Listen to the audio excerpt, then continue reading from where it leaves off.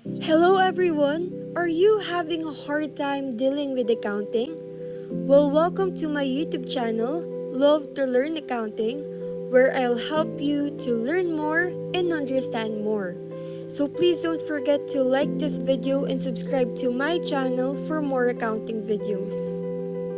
So for today's episode, our topic would be on IAS 41 Agriculture. A lot of people are having this misconception that as long as you have plants with you or animals with you, like horses for example, pigs for example, you are automatically under IAS 41. But that is a very wrong idea of what IAS 41 really is. If you will look into the objective of IAS 41, which is to prescribe the accounting treatment and disclosures related to agricultural activity, you will be able to know that IAS 41 only applies if the activity is an agricultural activity.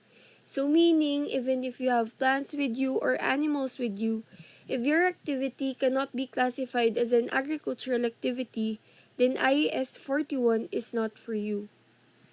So now, the question of what comes into place. What is an agricultural activity in the first place? But before we answer that question, let me give you first some notable definitions in the standard that you should know first before you try to understand what an agricultural activity is. The first among the list is the definition of an agricultural produce. When we speak of an agricultural produce, it means the harvested produce of the entity's biological assets. So for example, you have your mango tree with you. If you pick the mango in itself is the harvested fruit, which is the agricultural produce. Another notable definition is the definition of a biological asset, which is a living animal or a plant. For example, a dog, a sheep, or a pig in an instance. But remember that other standards may also apply when it comes to accounting for them. So now let's go back to the question of what an agricultural activity is.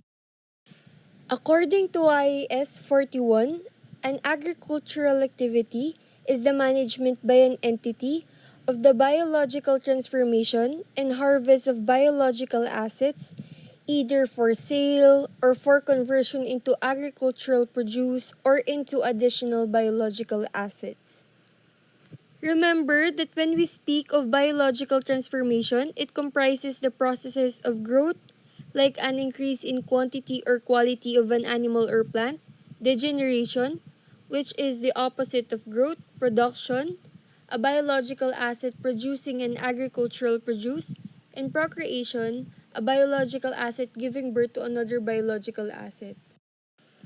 On the other hand, when we speak of harvest, it means the detachment of produce from a biological asset or the cessation of biological assets' life processes, like what I've told you about the mango earlier.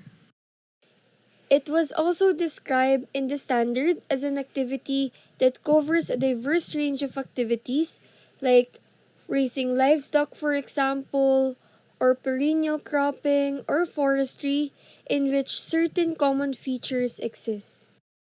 The first characteristic is the capability to change, meaning living animals and plants are capable of biological transformation.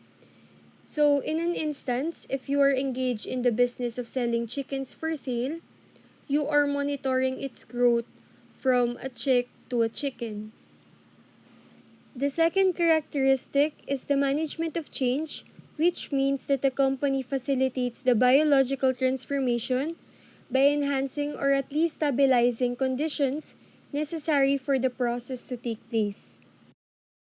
For example, if you are engaged in the business of farming, farmers use fertilizer, which is being applied to the soil or to plant tissues in order to supply one or more plant nutrients essential to the growth of plants.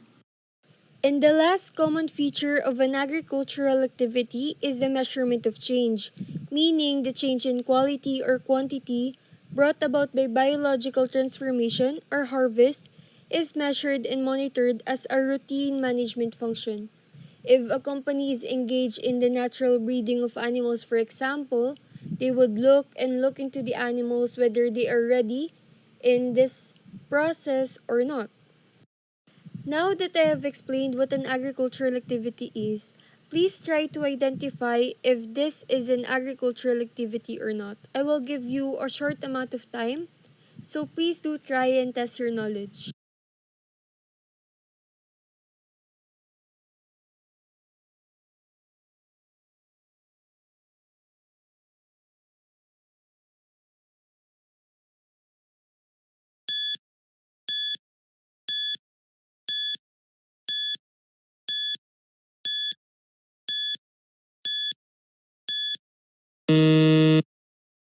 So that's it, guys. Time's up. Let's now try to find out if you answer it correctly or not.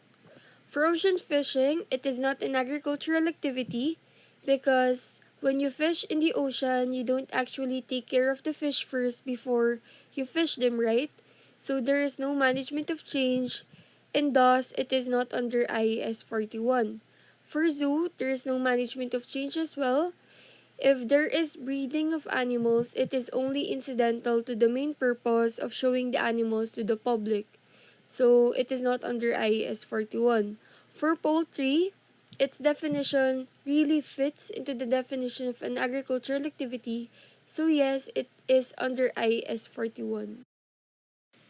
Now that you know that it needs to be an agricultural activity first before it is accounted under IAS 41, another noteworthy reminder that you should take into account is that not every item that is related to agricultural activity should be under IAS 41. So our next question is the item related to agricultural activity scope out or not in the standard?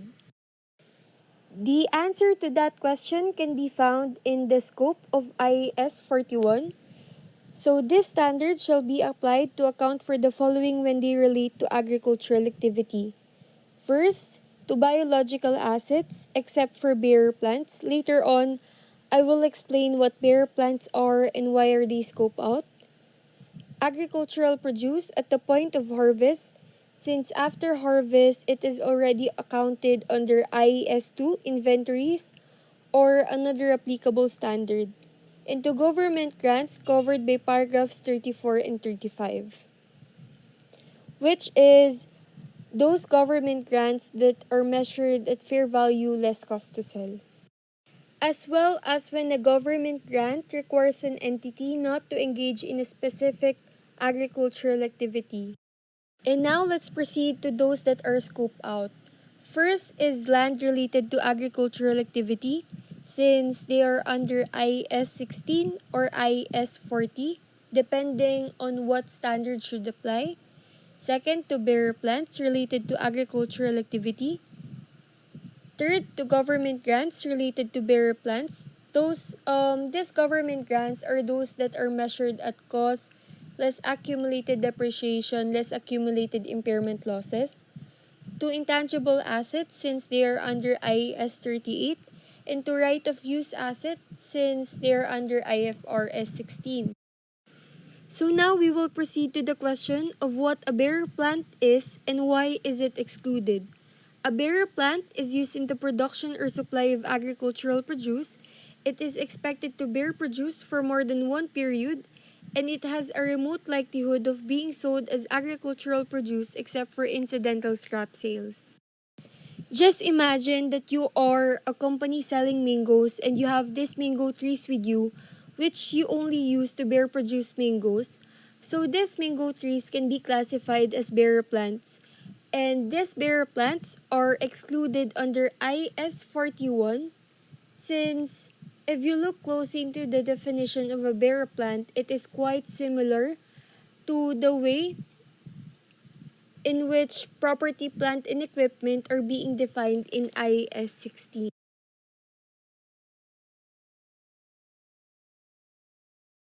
So now let's proceed to the recognition criteria. Remember that when we speak of recognition, it means inclusion either in the statement of financial position or in the statement of financial performance. An entity shall recognize a biological asset or agricultural produce when and only when the entity controls the asset as a result of past events. Control can usually be evidenced by ownership of the animals or the plants, or when it comes to cattle, for example, the branding or the marking on the body of these animals to show that you own them. Second, it is probable that future economic benefits associated with the asset will flow to the entity. And lastly, the fair value or cost of the asset can be measured reliably since you're going to show them in the financial statements. So now let's go to the measurement basis. So for biological assets under IAS 41, you will be needing to value them on initial recognition and at the end of each reporting period at its fair value less cost to sell, unless its fair value cannot be measured reliably. And remember that it can only be rebutted, the presumption of measuring reliably the fair value on initial recognition. And in case fair value less cost to sell doesn't apply, you will be needing to use the cost less accumulated depreciation less accumulated impairment losses to value this asset. Well, for agricultural produce, at the point of harvest, it shall always be measured at its fair value less cost to sell, which shall be its initial cost when applying IAS2 inventories or another applicable standard.